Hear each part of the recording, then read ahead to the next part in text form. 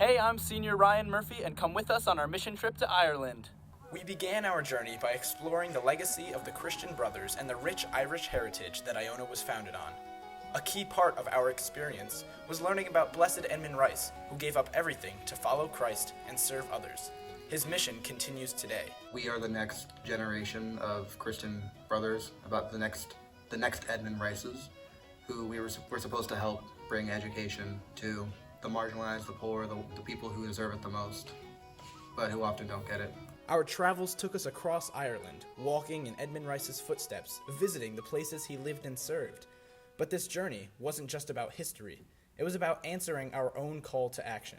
I think part of the mission also is to help young people realize that they have a role to play in society as advocates for justice, as men and women of faith, and to be conscious of our world.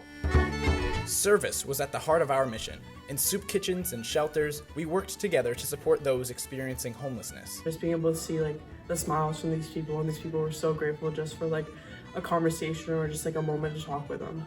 And through it all, one thing became clear. The work of Edmund Rice continues in a new and different way. It gives me great hope that the work continues. This experience was more than a trip.